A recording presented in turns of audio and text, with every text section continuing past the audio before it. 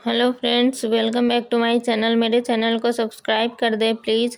मैं आपको बताने जा रही हूँ गीता के चैप्टर 2 का 48वां श्लोक क्या है। यह इस संबंध में है।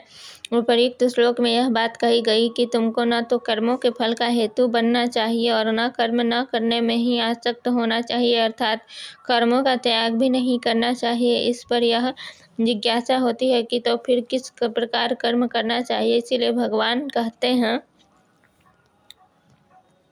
प्रश्न, सिद्धि और असिद्धि में सम होने पर आसक्ति का त्याग तो उसमें आ ही जाता है। फिर यहाँ अर्जुन को आसक्ति का त्याग करने के लिए कहने का क्या भाव है।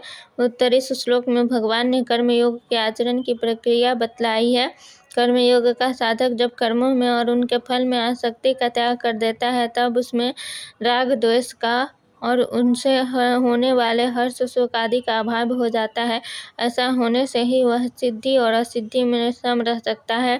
इन दोषों के रहते सिद्धि और असिद्धि में सम नहीं रहा जा सकता, तथा सिद्धि और असिद्धि में अर्थात किए जाने वाले कर्म के पूर्ण होने और न होने में तथा उसके अनुकूल और प्रतिकूल परिणाम में सम रहने की चेष्टा रखने से अंत में राग द्वेष आदि का अभाव होता है। इस प्रकार आसक्ति के त्याग का और समता का परस्पर घनिष्ठ संबंध है एवं दोनों परस्पर एक दूसरे के सहायक है। इसीलिए भगवान ने यहाँ आसक्ति का त्याग करके और सिद्धि असिद्धि में सम होकर कर्म करने के लिए कहा है।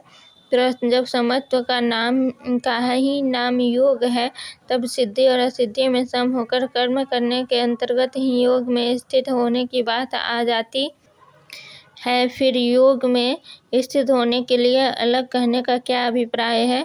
उत्तर, कर्म की सिद्धि और असिद्धि में समता रखते रखते ही मनुष्य की समभाव में अटल स्थिति होती है और समभाव का स्थिर हो जाना ही कर्मयोग की अवधि है।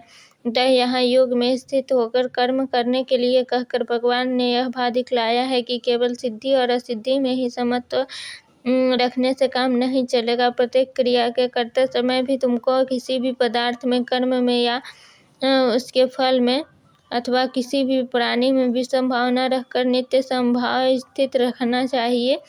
प्रश्न, समत्व ही योग कहलाता है, इस कथन का क्या भाव है।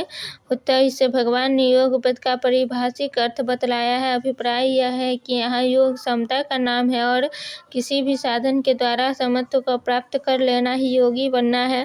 अतएव तुमको कर्मयोगी बनने के लिए समभाव में स्थित होकर कर्म करना चाहिए।